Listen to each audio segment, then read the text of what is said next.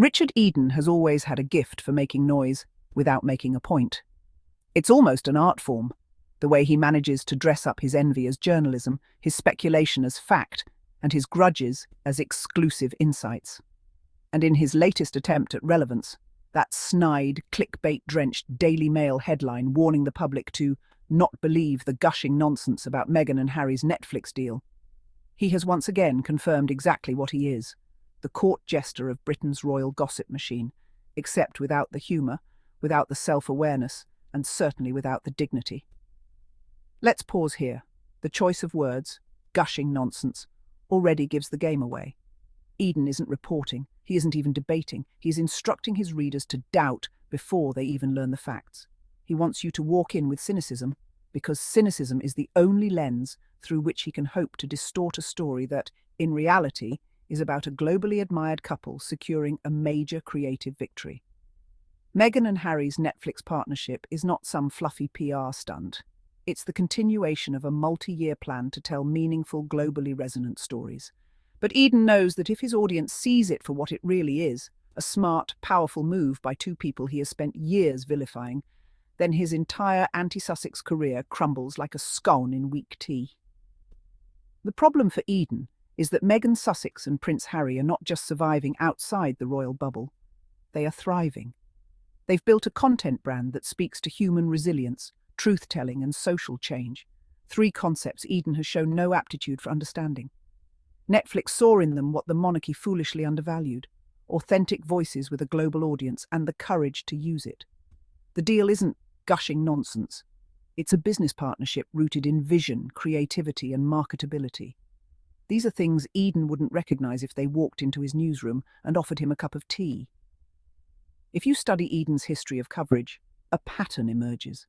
Every time Meghan achieves something significant, whether it's launching a successful charitable initiative, delivering a speech that resonates beyond Britain's shores, or closing a strategic deal, Eden rushes out like a man possessed, desperate to frame it as hollow or suspicious. It's not analysis, it's damage control for the royal PR ecosystem. His goal isn't to inform, it's to contain. Contain the impact of Meghan's success. Contain the perception that Harry made the right decision to leave. Contain the evidence that, free from the institution's constraints, these two are far more effective, visible, and influential. But here's the thing Eden and his ilk can't contain: numbers don't lie. Netflix, a company that analyses audience engagement to the decimal point, didn't renew their partnership with Meghan and Harry out of sentimentality. They did it because the couple's content works. The Harry and Meghan documentary broke viewership records for a documentary debut on the platform. Heart of Invictus brought international attention to wounded veterans, expanding the Invictus Games' visibility and reinforcing its status as a life-changing movement. Archwell Productions has become a vehicle for stories that push conversations forward instead of recycling the same tired establishment talking points. Eden's problem is that these achievements dismantle the caricature he spent years building. The idea that Meghan is just a social climbing opportunist and Harry a lost prince led astray. Every success they have exposes his sources and insiders for what they are: bitter courtiers and jealous colleagues clinging to a fading narrative. And so, faced with the inconvenient truth of their thriving Netflix relationship, he does what all intellectually bankrupt commentators do: he dismisses it as nonsense. But dismissing Meghan and Harry's deal does more than reveal Eden's pettiness. It exposes his misunderstanding of modern influence. In the 21st century, global reach is not conferred by a palace balcony or a title in the court circular. It is earned through connection, authenticity, and content that resonates. Meghan and Harry understand this. They are shaping their own narrative, producing work that reflects their values and speaks to audiences across borders. Netflix provides the platform. They provide the vision. That is not nonsense. That is the blueprint for sustainable relevance in a world where audiences have endless choices. And here's the irony. Eden's own livelihood depends on Meghan and Harry. Strip his column of Sussex-related outrage, and what's left? The man writes about them more than he writes about the senior royals he pretends to serve. They are his bread and butter, the clicks and comments that keep his byline alive. Yet he approaches each story like a petulant ex who can't accept they've moved on, bitter, repetitive, and utterly predictable. In attacking this Netflix deal, Eden is not exposing Meghan and Harry's weaknesses. He is spotlighting his own. He reveals that he has no countervision, no alternative for what meaningful public engagement should look like. His entire strategy is to sneer from the sidelines while the people he derides keep building, keep achieving, and keep moving forward without him. And let's talk about the truth he claims to have been told. A classic Eden tactic. It's always some vague "I've been told" from an unnamed source, a whisper that can't be fact-checked but is conveniently aligned with his pre-baked conclusion. This is not journalism, it's fan fiction with a sneer. It's a man so deep in the palace echo chamber that he mistakes gossip for gospel. Meanwhile, Meghan and Harry's Netflix work is tangible. We can watch it, measure its impact, and see the human stories it amplifies.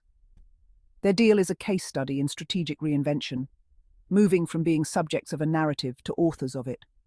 They have turned a platform into a megaphone, and that is precisely what unsettles the Eden crowd: the loss of control. The reality is that Meghan Sussex and Prince Harry's partnership with Netflix is essential, not just for them, but for the type of storytelling that cuts through the noise of shallow royal coverage. They are producing work that refuses to ignore the complexities of the human condition, that doesn't sanitize pain for the comfort of those in power, and that reaches audiences hungry for authenticity. That matters. That changes the media landscape. That terrifies the Daily Mail. Richard Eden can try to rebrand that as gushing nonsense all he wants. But history won't remember him for the headlines he tried to kill. It will remember Meghan and Harry for the stories they dared to tell, and no amount of sneering will change that. In the end, Richard Eden's exclusive wasn't a revelation, it was a confession. A confession that the palace echo chamber is rattled, that the sight of Meghan Sussex and Prince Harry commanding global attention on their own terms is a wound the establishment can't cauterize. The Netflix deal is not gushing nonsense. It is a declaration that they have broken free and are now building, unshaken and unstoppable. Eden's sneer is the sound of irrelevance knocking at his own door, while Meghan and Harry's work streams into millions of homes, shaping hearts and minds. History will not archive Eden's whispers. It will immortalize the stories they dared to tell, the voices they amplified, and the walls they dismantled. The smear merchant fades into the shadows, while the Sussexes step forward, lit by the truth they own and the future they have already begun to write. To all my curious Sussex family, thank you all for watching, and do not forget to subscribe, like and put a comment. Bye-bye, see you in the comments section.